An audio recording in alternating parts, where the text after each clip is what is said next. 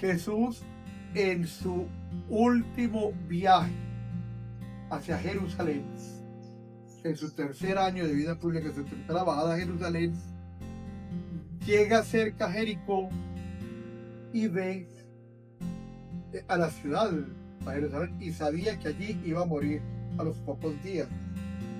Y sabía que su muerte desde la perspectiva humana era la mayor de las derrotas. Yo insisto en eso. Nadie nunca ha estado más derrotado que Cristo en la cruz. Abandonado por todo el mundo, desnudo, clavado en madero, tratado como un delincuente y como el peor de ellos, en toda la marginalidad que es posible y con toda la violencia que el ser humano puede encarnar. Y entonces, para evitar que ellos se desmoronen, porque claro, si matan al líder, todo el proyecto fracasó, les da una evidencia de quién es él, que se lleva a 3 de sus discípulos, a Pedro, Santiago y a Juan, al monte Tabor, y estando allí se sucede ese milagro fabuloso de que Jesús hace una manifestación de su divinidad. Su cuerpo se vuelve luminoso totalmente, una luz que hace que los discípulos no puedan ni mirar, y una sensación enorme de bienestar, a tal punto que le dice Pedro: Señor, qué bien es estar aquí, qué bueno, porque si tú quieres yo hago 3 tiendas, una para ti, otra para Moisés y otra para Elías. Y al pie de Jesús está Moisés, que es el padre en la fe del pueblo de Israel, quien les da la ley, y está Elías, que es el primero y principal de los profetas. O sea, la ley y los profetas acompañan a Jesús como testimonio de que es el Mesías. De esa manera la fe de los apóstoles se ve fortalecida, y cuando lo ven crucificado recuerdan que antes había transfigurado y que hay todas las razones para guardar la esperanza en la promesa de que resucitaría. Entonces, esa es la fiesta que celebramos esta semana. Y en este 9º domingo de Mateo, el tema es muy especial. Este suceso que hoy narra el Evangelio de Jesús, que manda a los discípulos en una barca y el mar de Galilea está supremamente agitado a tal punto que sienten miedo. Eran pescadores, no eran aficionados, y sienten miedo de zozobrar, de que se hundan. Se sucede inmediatamente después de la multiplicación de los panes y de los peces. Es el milagro en que Jesús alimenta a 5.000 hombres, sin contar mujeres y niños, con solo 5 panes y 3 peces. Entonces, Jesús, cuando termina, le dice a los discípulos que se cojan la barca y se vayan. Pero el texto dice: los obligó, que era claro que ellos no querían dejarse, no querían estar sin él, para él poderse ir a orar al monte. Y diríamos: pero ¿por qué si él es Dios como el Padre Celestial? Porque él sabía que era indispensable esa íntima unión con su Padre. Y esa relación continua y permanente amorosa del Padre y el Hijo es la que da fuerza a toda la misión que Jesús está cumpliendo con sus discípulos y que establece la iglesia en el mundo. Qué lástima que nosotros obramos exactamente al contrario.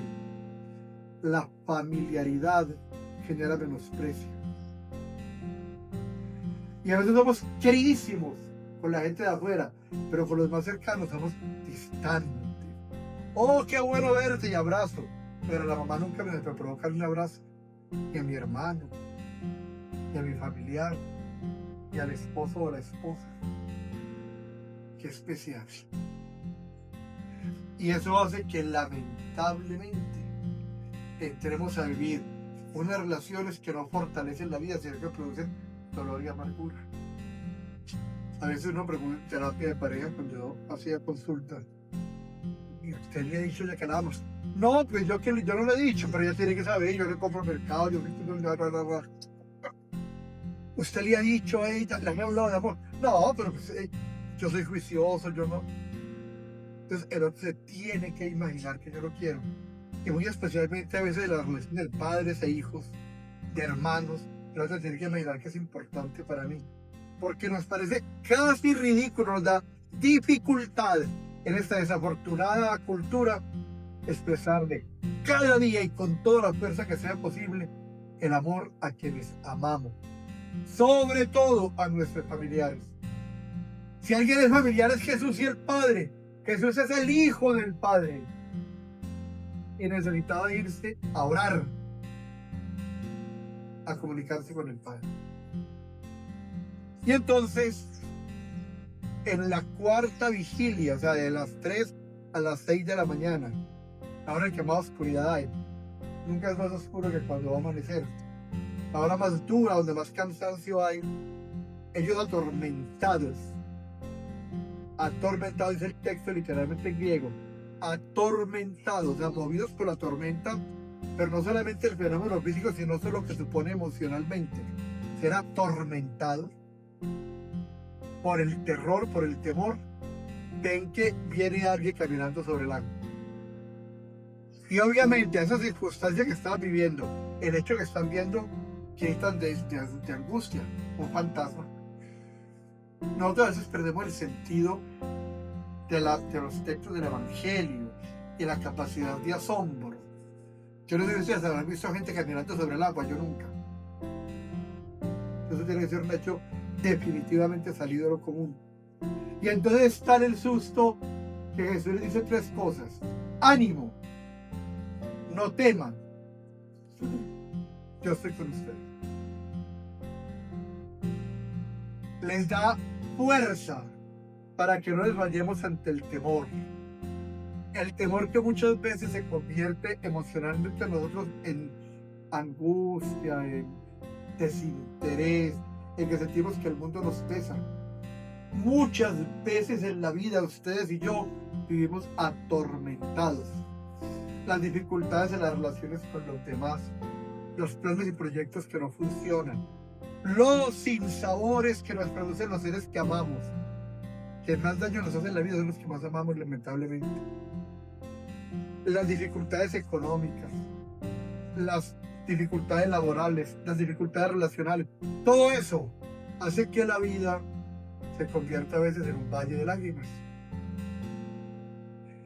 Y como los apóstoles aparece el miedo, el desánimo y a veces hasta la desesperación, la depresión. Y Jesús dice, ánimo, no tengan miedo. Un poquito más adelante, cuando Él entra a la barca, desaparece la tormenta. Y eso significa cuando Jesús llega a mi vida, la tormenta desaparece. No los problemas, pero sí la reacción ante ellos. Hay personas que creen que al seguir a Dios, seguir a Jesús, desaparecen los problemas. ¿Y pero por qué yo? Que rezo, porque yo que creo, porque a mí, en cambio fulano que es malo y no va a la iglesia, que no le va mal. Nunca es una garantía seguir a Jesús de que van a desaparecer las dificultades.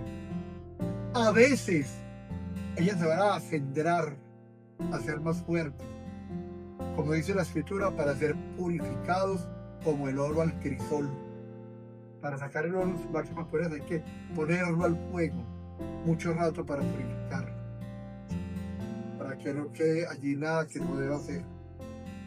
Pues muchas veces esa es la realidad de nuestras vidas, y si no es eso, nos atormentamos por cualquier cosa. Un poema muy hermoso dice: Señor, cuando siento el cansancio de los pies, te miro aquí en la cruz y me da pena. Cuando siento la fatiga del trabajo diario y mis manos agotadas y veo las tuyas clavadas en el madero, me da pena.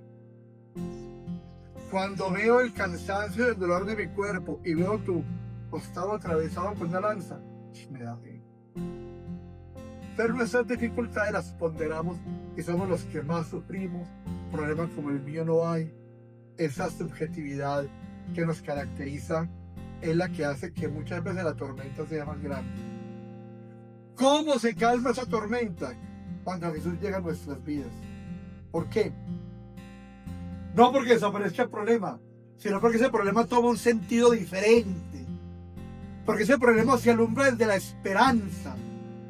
Es muy distinto cuando yo creo que todo acabó a cuando sé que el problema de hoy se va a resolver mañana. Pues sí, hoy es incómodo, pero ya mañana estaré bien. Y eso es lo que hace la presencia del Señor en nuestras vidas. Le da esperanza. La esperanza de saber que mientras ellos estaban en un mar agitado, Jesús estaba orando por ellos. A veces cuando sentimos que el Señor está lejos, cuando no lo percibimos tan cerca, Él está intercediendo ante el Padre Celestial por cada uno de nosotros. Pedro, ante la figura de aquel que caminaba en el agua, le dice: si eres tú, hazme ir hacia ti.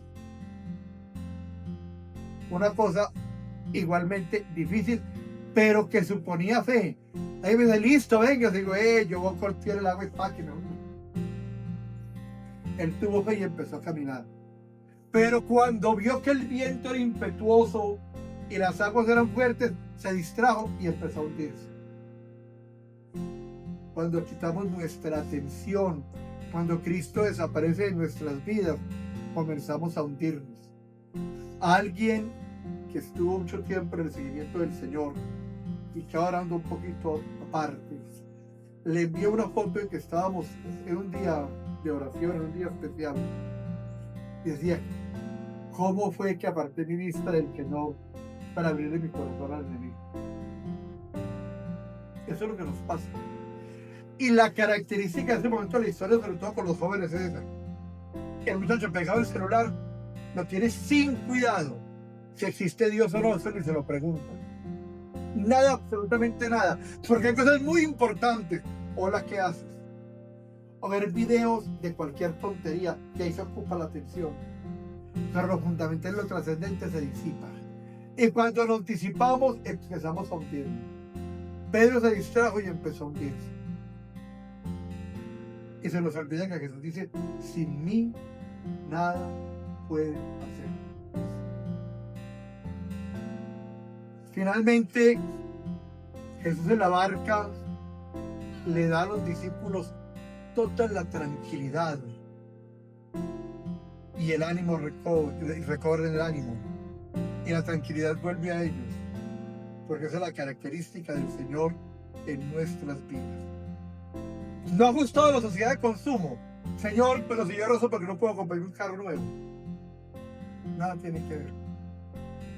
Me da la tranquilidad a mí de que estoy viviendo como debe ser, de que estoy valorando los seres que tengo, que vivo la alegría del amor que me dan y del amor que ofrezco, y que mi vida tiene un sentido. Jesús le da sentido de misión a nuestras vidas. Que ante la tormenta de cada día, ante la tormenta que se nos presenta a cada paso por las dificultades de la vida, recordemos que la paz, la tranquilidad y el sentido están en el Señor.